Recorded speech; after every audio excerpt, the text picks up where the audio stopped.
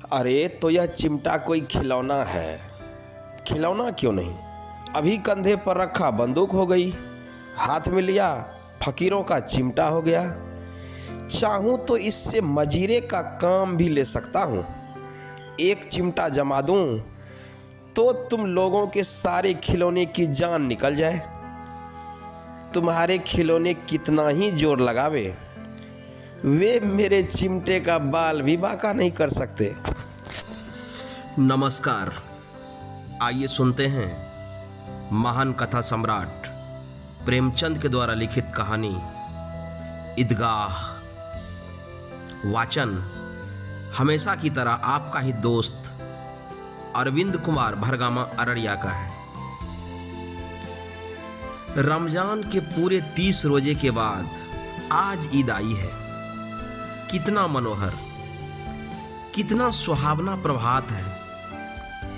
वृक्षों पर कुछ अजीब हरियाली है, खेतों में कुछ अजीब रौनक है, आसमान पर कुछ अजीब लालिमा है।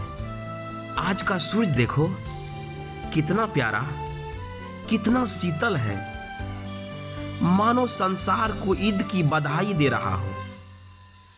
गांव में कितनी हलचल है, ईदगाह जाने की तैयारी हो रही है। किसी के कुर्ते में बटन नहीं है, पड़ोस के घर से सुई धागा लेने दौड़ा जा रहा है। किसी के जूते कड़े हो गए हैं, उनमें तेल डालने के लिए तेली के घर भागा जाता है। जल्दी जल्दी बैलों को सानी पानी दे दें। ईदगाह से लौटते लौटते दोपहर हो जाएगी। 3 कोस का पैदल रास्ता, फिर सैकड़ों आदमियों से मिलना भेंटना। दोपहर के पहले लौटना असंभव है। लड़के सबसे ज्यादा प्रसन्न हैं। किसी ने 1 रोजा रखा है, वह भी दोपहर तक, किसी ने वह भी नहीं। लेकिन ईदगाह जाने की खुशी उनके हिस्से की चीज है। रोजे बड़े बूढ़े के लिए होंगे, उनके लिए तो ईद है। रोज ईद का नाम रटते थे, आज वह आ गई। अब जल्दी पड़ी है कि लोग ईदगाह क्यों नहीं चलते। इन्हें गृहस्थी की चिंताओं से क्या प्रयोजन। सेवैयों के लिए दूध और शक्कर घर में है या नहीं, इनकी बला से ये तो सेवैयां खाएंगे। वह जाने कि अब्बाजान क्यों बदहवास चौधरी कायम अली के घर दौड़े जा रहे हैं। उन्हें क्या खबर कि चौधरी आज आंखें बदल लें तो यह सारी ईद मुहर्रम हो जाए। उनकी अपनी जेबों में तो कुबेर का धन भरा हुआ है। बार बार जेब से अपना खजाना निकालकर गिनते हैं और खुश होकर फिर रख लेते हैं। महमूद गिनता है 1 2 10 12, उसके पास 12 पैसे। मोहसिन के पास 1 2 3 8 9 15 पैसे हैं। इन्हीं अनगिनत पैसों में अनगिनत चीजें लाएंगे, खिलौने, मिठाइयाँ, बिगुल, गेंद और न जाने क्या क्या। और सबसे ज्यादा प्रसन्न है हामिद। वह 4-5 साल का गरीब सूरत दुबला पतला लड़का, जिसका बाप गत वर्ष हैजे की भेंट हो गया और मां न जाने क्यों पीली होती होती एक दिन मर गई। किसी को पता न चला क्या बीमारी है, कहती भी तो कौन सुनने वाला था। दिल पर जो कुछ बीतती थी वह दिल में ही सहती थी, और जब न सहा गया तो संसार से विदा हो गई। अब हामिद अपनी बूढ़ी दादी आमीना की गोद में सोता है और उतना ही प्रसन्न है। उसके अब्बाजान रुपए कमाने गए हैं, बहुत सी थैलियां लेकर आएंगे। अम्मी जान अल्लाह मियाँ के घर से उसके लिए बड़ी अच्छी अच्छी चीजें लाने गई हैं, इसलिए हामिद प्रसन्न है। आशा तो बड़ी चीज है, और फिर बच्चों की आशा, उनकी कल्पना तो राई का पर्वत बना लेती है। हामिद के पांव में जूते नहीं हैं, सिर पर एक पुरानी धुरानी टोपी है, जिसका गोट काला पड़ गया है, फिर भी वह प्रसन्न है। जब उसके अब्बाजान थैलियां और अम्मीजान नियामतें लेकर आएंगी तो वह दिल के अरमान निकाल लेगा। तब देखेगा महमूद, मोहसिन, नूरे और सम्मी कहां से उतने पैसे निकालेंगे। अभागिन अमीना अपनी कोठरी में बैठी रो रही है। आज ईद का दिन और उसके घर में एक दाना नहीं। आज आबिद होता तो क्या इसी तरह ईद आती और चली जाती। इस अंधकार और निराशा में वह डूबी जा रही थी। किसने बुलाया था इस निगोरी ईद को? इस घर में उसका काम नहीं है, लेकिन हामिद, उसे किसी के मरने जीने से क्या मतलब? उसके अंदर प्रकाश है, बाहर आशा है। विपत्ति अपना सारा दलबल लेकर आए, हामिद की आनंद भरी चितवन उसका विध्वंस कर देगी। हामिद भीतर जाकर दादी से कहता है, तुम डरना नहीं अम्मा, मैं सबसे पहले आऊंगा, बिल्कुल ना डरना। अमीना का दिल कचोट रहा है। गांव के बच्चे अपने अपने बाप के साथ जा रहे हैं। हामिद के बाप अमीना के सिवा और कौन है? उसे कैसे अकेले मेले में जाने दे? उस भीड़ भाड़ में बच्चा कहीं खो जाए तो क्या हो? नहीं, अमीना उसे यूं न जाने देगी। नन्ही सी जान 3 कोस कैसे चलेगा? पैर में छाले पड़ जाएंगे, जूते भी तो नहीं हैं। वह थोड़ी थोड़ी दूर पर उसे गोद ले लेगी, लेकिन यहां सेवैयां कौन पकाएगा? पैसे होते तो लौटते लौटते सब सामग्री जमा करके चटपट बना लेती।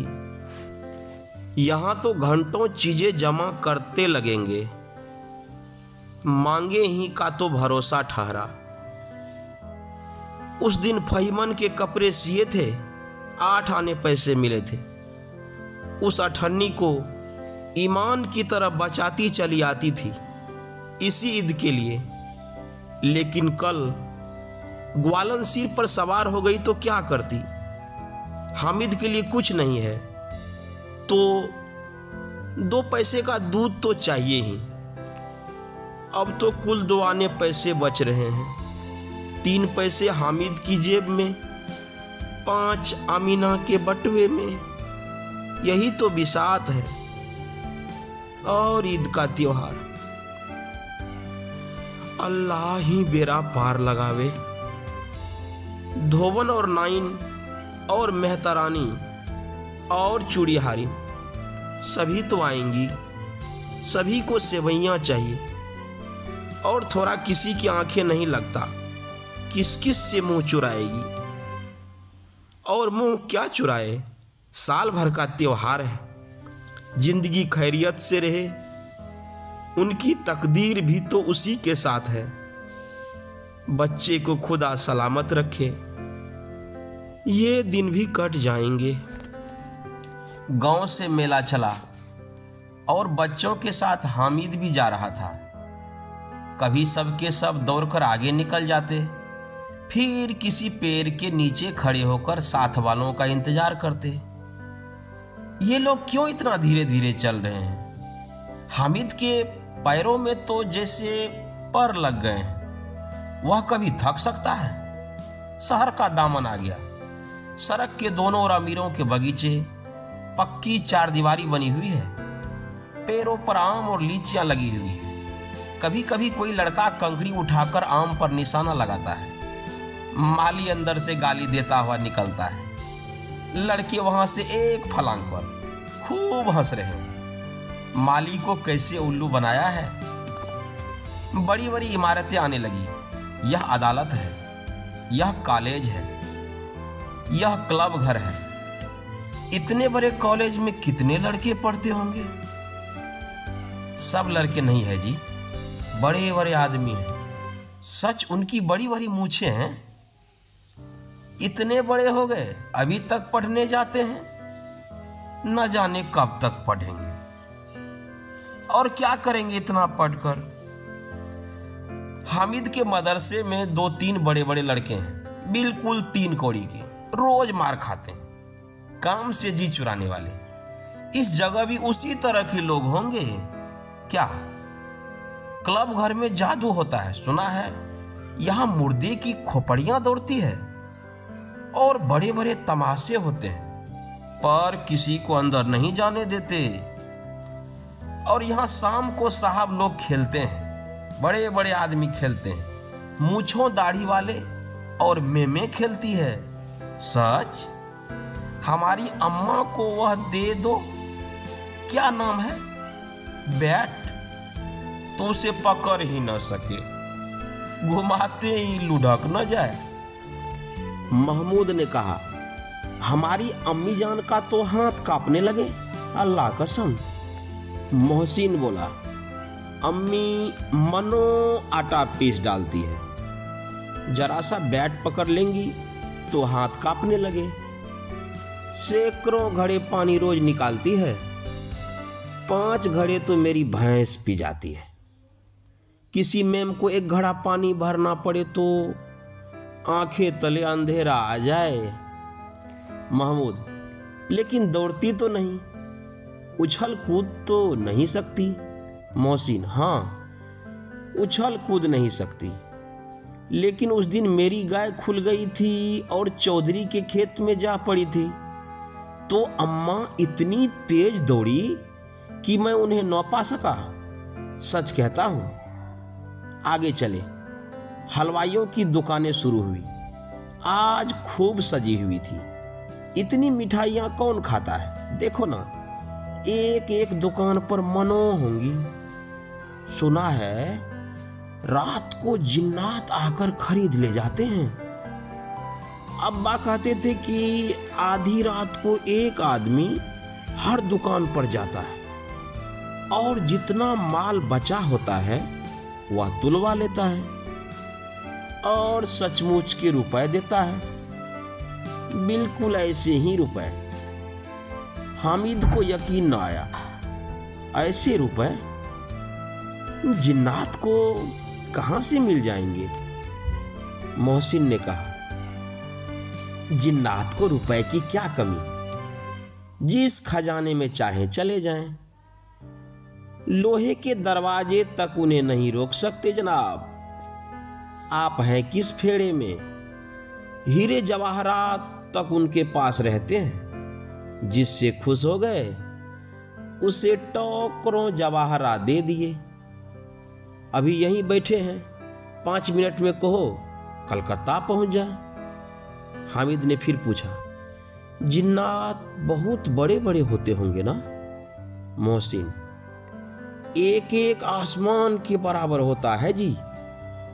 जमीन पर खड़ा हो जाए तो उसका सिर आसमान से जा लगे, मगर चाहे तो एक लोटे में घुस जाए। हामिद, लोग उन्हें खुश करते होंगे, कोई मुझे वह मंत्र बता दे तो एक जिन को खुश कर लूं। मोहसिन, अब यह तो मैं नहीं जानता, लेकिन चौधरी साहब के काबू में बहुत से जिन्नात हैं। कोई चीज चोरी चली जाए, चौधरी साहब उसका पता लगा देंगे और चोर का भी नाम बता देंगे। जुमराती का बछवा उस दिन खो गया था, 30 दिन हैरान हुए, कहीं ना मिला। तब झक मारकर चौधरी के पास गए। चौधरी ने तुरंत बता दिया कि मवेशी खाने में है और वहीं मिला। जिन्नात आकर उन्हें सारे जहान की खबरें दे जाते हैं। अब उसकी समझ में आ गया कि चौधरी के पास क्यों इतना धन है और क्यों उनका इतना सम्मान है। आगे चले। यह पुलिस लाइन है, यही सब कांस्टेबल कवायद करते हैं, रेटन फायफो। रात को बेचारे घूम घूम कर पहरा देते हैं, नहीं चोरियां हो जाए। मोहसिन ने प्रतिवाद किया, यह कांस्टेबल पहरा देते हैं, तभी तुम बहुत जानते हो। अजी हजरत, यही चोरी कराते हैं। शहर के कितने चोर डाकू हैं, सब इनसे मिले रहते हैं। रात को ये लोग चोरों से तो कहते हैं चोरी करो, और आप दूसरे मोहल्ले में जाकर जगाते रहो, पुकारते हैं। जब भी इन लोगों के पास इतने रुपए आते हैं, मेरे मामू एक थाने में कांस्टेबल है, 20 रुपया महीना पाते हैं, लेकिन 50 रुपए घर भेजते हैं। अल्लाह कसम, मैंने एक बार पूछा था मामू कि मामू आप इतने रुपए कहां से पाते हैं? हंसकर कहने लगे, बेटा अल्लाह देता है, फिर आप ही बोलो। लोग चाहे तो एक दिन में लाखों मार लाएं, हम तो इतना ही लेते हैं जिसमें अपनी बदनामी न हो और नौकरी न चली जाए। हामिद ने पूछा, यह लोग चोरी करवाते हैं तो कोई इन्हें पकड़ता नहीं? मोहसिन उसकी नादानी पर दया दिखाकर बोला, अरे पागल, इन्हें कौन पकड़ेगा?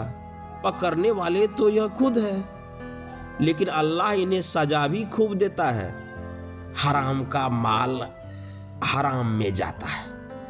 थोड़े ही दिन हुए, मामू के घर में आग लग गई, सारी लेई पूंजी जल गई, एक बर्तन तक न बचा। कई दिन पेड़ के नीचे सोए, अल्लाह कसम, पेड़ के नीचे। फिर न जाने कहां से 100 कर्ज लाए तो बर्तन भाड़े आए। हामिद, 100 तो 50 से ज्यादा होते हैं ना? कहां 50, कहां 100। 50 एक थैली भर होता है, 100 तो 2 थैलियां में भी ना आवे।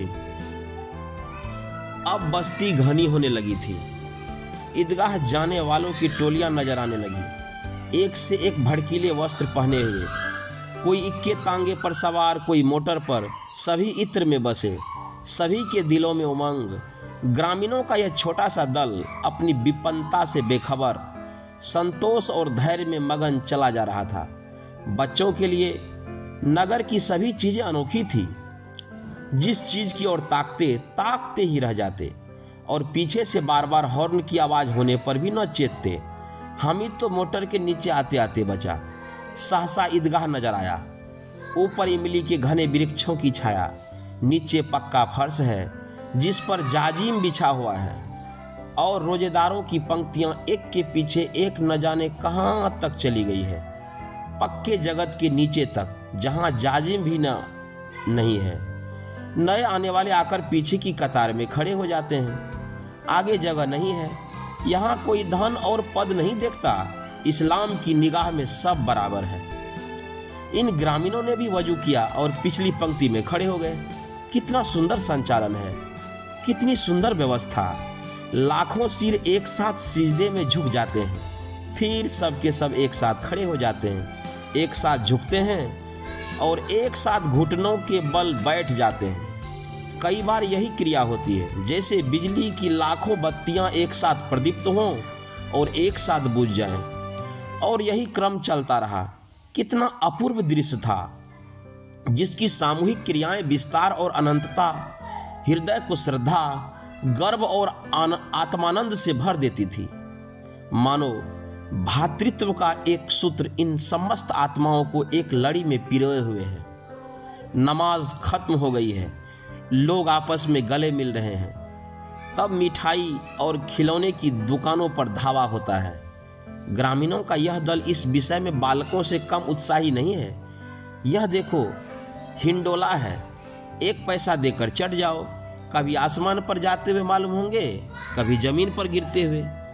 वह चरखी है, लकड़ी के हाथी, घोड़े, ऊंट छरों से लटके हुए हैं। 1 पैसा देकर बैठ जाओ और 25 चक्कर का मजा लो।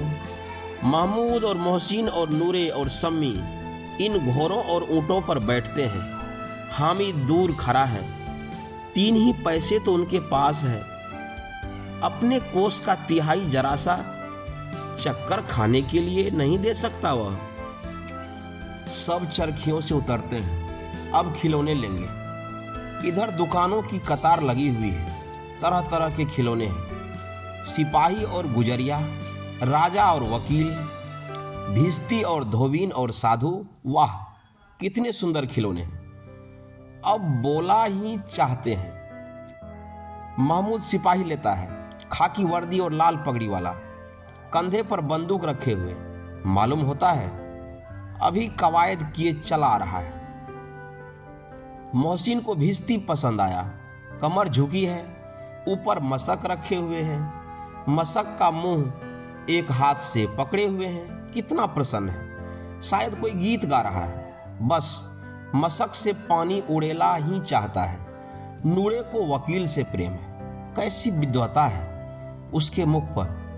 काला चोगा, नीचे सफेद अचकन, अचकन के सामने की जेब में घड़ी, सुनहरी जंजीर, एक हाथ में कानून का पोथा लिए हुए। मालूम होता है अभी किसी अदालत से जिरह या बहस किए चला आ रहा है। यह सब 2-2 पैसे के खिलौने हैं। हामिद के पास कुल 3 पैसे हैं। इतने महंगे खिलौने वह कैसे ले? खिलौना कहीं हाथ से छूट पड़े तो चूर चूर हो जाए, जरा पानी पड़े तो सारा रंग धुल जाए। ऐसे खिलौने लेकर वह क्या करेगा, किस काम के? मोहसिन, मेरा भिस्ती रोज पानी दे जाएगा सांझ भोर। महमूद, और मेरा सिपाही घर का पहरा देगा। कोई चोर आवेगा तो फौरन बंदूक से फैर कर देगा। नूरे, और मेरा वकील खूब मुकदमा लड़ेगा। सम्मी, और मेरी धोबिन रोज कपड़े धोएगी। हामिद खिलौनों की निंदा करता है। मिट्टी ही के तो हैं, गिरे तो चकनाचूर हो जाए। लेकिन ललचाई हुई आंखों से खिलौनों को देख रहा है और चाहता है कि जरा देर के लिए उन्हें हाथ में ले सकता। उसके हाथ अनायास ही लपकते हैं। लेकिन लड़के इतने त्यागी नहीं होते, विशेषकर जब अभी नया शौक है। हामिद ललचता रह जाता है। खिलौने के बाद मिठाइयाँ आती है।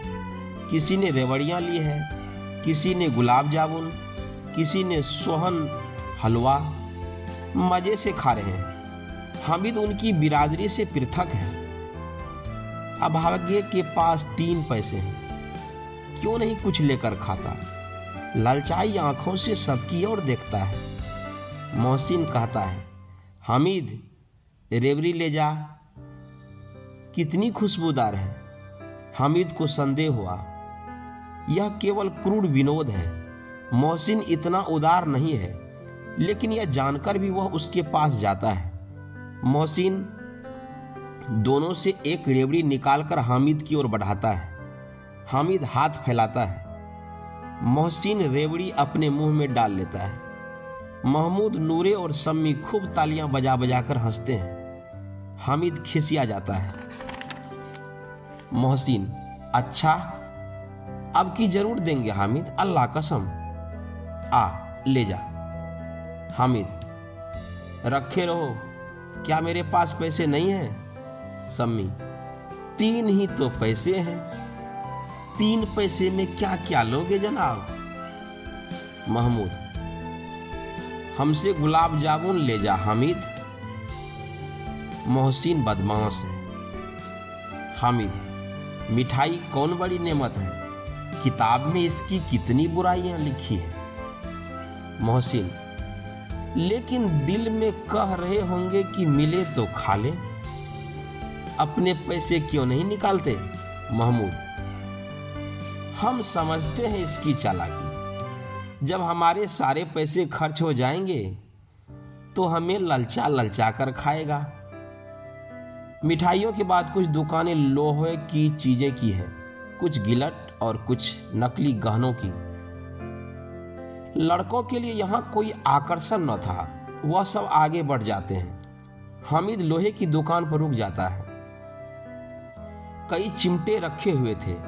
उसे ख्याल आया, दादी के पास चिमटा नहीं है। तवे से रोटियां उतारती है तो हाथ जल जाता है। अगर वह चिमटा ले जाकर दादी को दे दे तो वह कितनी प्रसन्न होगी। फिर उनकी उंगलियां कभी नहीं जलेगी। घर में एक काम की चीज हो जाएगी। खिलौने से क्या फायदा, व्यर्थ में पैसे खराब होते। जरा देर ही तो खुशी होती है, फिर तो खिलौने को कोई आंख उठाकर भी नहीं देखता। या तो घर पहुंचते पहुंचते टूट फूट कर बराबर हो जाएंगे, या छोटे बच्चे जो मेले में नहीं आए हैं जिद करके ले लेंगे और तोड़ डालेंगे। चिमटा कितने काम की चीज है। रोटियां तवे से उतार लो, चूल्हे में सेक लो। कोई आग मांगने आवे तो चटपट चूल्हे से आग निकाल कर उसे दे दो। अम्मा बेचारी को कहाँ फुर्सत है कि बाजार आए, और इतने पैसे ही कहाँ मिलते हैं। रोज हाथ जला लेती है। हामिद के आगे उनके साथी बढ़ गए हैं। सबील पर सबके सब शरबत पी रहे हैं। देखो सब कितने लालची हैं। इतनी मिठाइयां ली, मुझे किसी ने एक भी न दी। उस पर कहते हैं मेरे साथ खेलो, मेरा यह काम करो। अब अगर किसी ने कोई काम करने को कहा तो पूछूंगा, खाए मिठाइयां, आप मुंह सड़ेगा, फोड़े फुंसियां निकलेंगी, आप ही जबान चटोरी हो जाएगी, तब घर के पैसे चुराएंगे और मार खाएंगे। किताब में झूठी बातें थोड़ी ही लिखी है। मेरी जबान क्यों खराब होगी। अम्मा चिमटा देखते ही दौड़कर मेरे हाथ से ले लेंगी और कहेंगी मेरा बच्चा अम्मा के लिए चिमटा लाया है, हजारों दुआएं देंगी। फिर पड़ोस की औरतों को दिखाएंगी, सारे गांव में चर्चा होने लगेगी, हामिद चिमटा लाया है, कितना अच्छा लड़का है। इन लोगों के खिलौने पर कौन इन्हें दुआएं देगा। बड़ों की दुआएं सीधे अल्लाह के दरबार में पहुंचती है और तुरंत सुनी जाती है। मेरे पास पैसे नहीं हैं, तभी तो मोहसिन और महमूद यूं मिजाज दिखाते हैं। मैं भी इनसे मिजाज दिखाऊंगा। खेले खिलौने और खाएं मिठाइयां। मैं नहीं खेलता खिलौने। किसी का मिजाज क्यों सहूं, मैं गरीब सही, किसी से कुछ मांगने तो नहीं जाता ना। आखिर अब्बाजान कभी न कभी आएंगे, अम्मा भी आएंगी। फिर इन लोगों से पूछूंगा कितने खिलौने लोगे।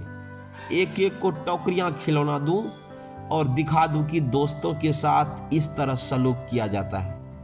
या नहीं कि एक पैसे की रेवड़ियां ले ली तो चिढ़ा चिढ़ा कर खाने लगे। सब के सब खूब हंसेंगे कि हामिद ने चिमटा लिया है। हंसे मेरी बला से। उसने दुकानदार से पूछा यह चिमटा कितने का है। दुकानदार ने उसकी ओर देखा और कोई आदमी साथ न देकर कहा यह तुम्हारे काम का नहीं है जी।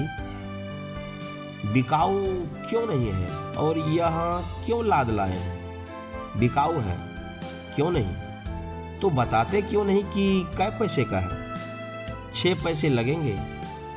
हामिद का दिल बैठ गया। ठीक ठीक 5 पैसे लगेंगे, लेना हो तो लो, नहीं तो चलते बनो।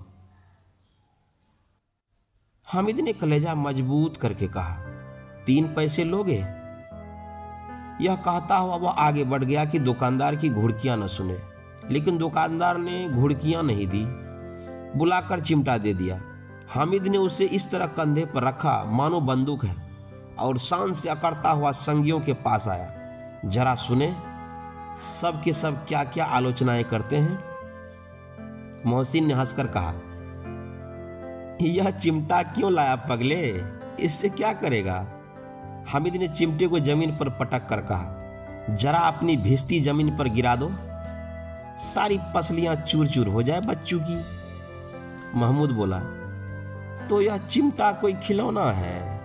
हामिद खिलौना क्यों नहीं, अभी कंधे पर रखा बंदूक हो गई, हाथ में लिया फकीरों का चिमटा हो गया। चाहूं तो इससे मजीरे का काम ले सकता हूं। एक चिमटा जमा दूं तो तुम लोगों के सारे खिलौने की जान निकल जाए। तुम्हारे खिलौने कितना ही जोर लगावे, वे मेरे चिमटे का बाल भी बाका नहीं कर सकते। मेरा बहादुर शेर चिमटा। सम्मी ने खंजड़ी ली थी, प्रभावित होकर बोला, मेरी खंजरी से बदलोगे? 2 आने की है। हामिद ने खंजरी की ओर उपेक्षा से देखा। मेरा चिमटा चाहे तो तुम्हारी खंजरी का पेट फाड़ डाले। बस एक चमड़े की झिल्ली लगा दी, ढब ढब ढब ढब बोलने लगी। जरा सा पानी लग जाए तो खत्म हो जाए। मेरा बहादुर चिमटा आग में, पानी में, तूफान में बराबर डटा खड़ा रहेगा। चिमटे ने सभी को मोहित कर लिया, लेकिन अब पैसे किसके पास धरे हैं। फिर मेले से दूर निकल आए हैं। 9 कब के बज गए, धूप तेज हो रही है, घर पहुंचने की जल्दी हो रही है। बाप से जिद भी करे तो चिमटा नहीं मिल सकता है। हामिद है बड़ा चालाक, इसलिए बदमाश ने अपने पैसे बचा रखे थे। अब बालकों के 2 दल हो गए हैं। मोहसिन, महमूद, सम्मी और नूर एक तरफ हैं, हामिद अकेला दूसरी तरफ। शास्त्रार्थ हो रहा है। सम्मी तो विधर्मी हो गया, दूसरे पक्ष से जा मिला, लेकिन मोहसिन, महमूद और नूरे भी हामिद से 1-1, 2-2 साल बड़े होने पर भी हामिद के आघातों से आतंकित हो उठे हैं। उसके पास न्याय का बल है और नीति की शक्ति। एक और मिट्टी है, दूसरी और लोहा। जो इस वक्त अपने को फौलाद कह रहा है वह अजय है, घातक है। अगर कोई शेर आ जाए तो मियाँ भिश्ती के छक्के छूट जाए, मियाँ सिपाही की मिट्टी की बंदूक छोड़कर भागे, वकील साहब की नानी मर जाए, चोंगे में मुंह छिपाकर जमीन पर लेट जाए, मगर यह चिमटा, यह बहादुर, यह रुस्तमे हिंद लपक कर शेर की गर्दन पर सवार हो जाएगा और उसकी आंखें निकाल लेगा। मोहसिन ने एरी चोटी का जोर लगाकर कहा, अच्छा, पानी तो नहीं भर सकता। हामिद ने चिमटे को सीधा खड़ा करके कहा, भिश्ती को एक डांट बताएगा तो दौड़ा हुआ पानी लाकर उसके द्वार पर छिड़कने लगेगा। मोहसिन परास्त हो गया, पर महमूद ने कुमक पहुंचाई, अगर बच्चा पकड़ा जाए तो अदालत में बंधे बंधे फिरेंगे, तब तो वकील साहब के ही पैर पकड़ेंगे। हामिद इस प्रबल तर्क का जवाब न दे सका। उसने पूछा, हमें पकड़ने कौन आएगा? नूरे ने अकर कर कहा, यह सिपाही बंदूक वाला। हामिद ने मुंह चिढ़ाकर कहा, यह बेचारे हम बहादुर रुस्तम हिंद को पकड़ेंगे। अच्छा लाओ, अभी जरा कुश्ती हो जाए, इसकी सूरत देखकर दूर से भागेंगे। पकड़ेंगे क्या बेचारे? मोहसिन को एक नई चोट सूझ गई। तुम्हारे चिमटे का मुंह रोज आग में जलेगा। उसने समझा था कि हामिद लाजवाब हो जाएगा, लेकिन यह बात न हुई। हामिद ने तुरंत जवाब दिया, आग में बहादुर ही कूदते हैं जनाब। तुम्हारे यह वकील सिपाही और भिश्ती लोंडियों की तरह घर में घुस जाएंगे। आग में कूदना वह काम है जो रुस्तम हिंद ही कर सकता है। महमूद ने एक जोर लगाया, वकील साहब कुर्सी मेज पर बैठेंगे, तुम्हारा चिमटा तो बावर्ची खाने में जमीन पर पड़ा रहेगा। इस तर्क ने सम्मी और नूरे को भी सजीव कर दिया। कितने ठिकाने की बात कही है पट्टे ने। चिमटा बावर्ची खाने में पड़े रहने के सिवा और क्या कर सकता है? हामिद को कोई फड़कता हुआ जवाब न सूझा तो उसने धांधली शुरू की, मेरा चिमटा बावर्ची खाने में नहीं रहेगा।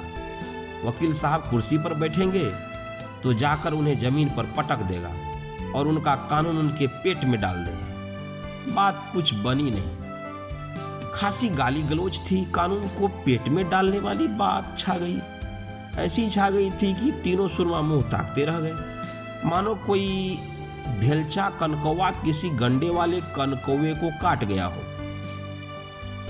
कानून मुंह से बाहर निकलने वाली चीज है, उसको पेट के अंदर डाल दिया जावे, बेतुकी सी बातें होने पर भी कुछ नयापन रखती है। हामिद ने मैदान मार लिया। उसका चिमटा रुस्तम हिंद है।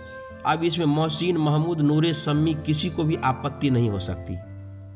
विजेता को हारने वालों से तो सत्कार मिलना स्वाभाविक है। वह हामिद को भी मिला। औरों ने 3-3, 4-4 आने पैसे खर्च किए पर कोई काम की चीज न ले सके। हामिद ने 3 पैसे में रंग जमा लिया। सच ही तो है, खिलौने का क्या भरोसा, टूट फूट जाएंगे। हामिद का चिमटा बना रहेगा बरसों। संधि की शर्त तय होने लगी। मोहसिन ने कहा, जरा अपना चिमटा दो, हम भी देखें। तुम हमारा भिश्ती लेकर देखो। महमूद और नूरे ने भी अपने अपने खिलौने पेश किए। हामिद को इन शर्तों को मानने में कोई आपत्ति न थी। चिमटा बारी बारी से सबके हाथ में गया और उनके खिलौने बारी बारी से हामिद के हाथ में आए। कितने खूबसूरत खिलौने हैं। हामिद ने हारने वाले के आंसू पोंछे। मैं तुम्हें चिढ़ा रहा था, सच। यह लोहे का चिमटा भला इन खिलौने की क्या बराबरी करेगा। मालूम होता है अब बोले, लेकिन मोहसिन की पार्टी को इस दिलासे से संतोष नहीं होता। चिमटे का सिक्का खूब बैठ गया है। चिपका हुआ टिकट अब पानी से नहीं छूट रहा है। मोहसिन, लेकिन इन खिलौनों के लिए कोई हमें दुआ तो न देगा। महमूद, दुआ के लिए फिरते हो, उल्टे मार न पड़े।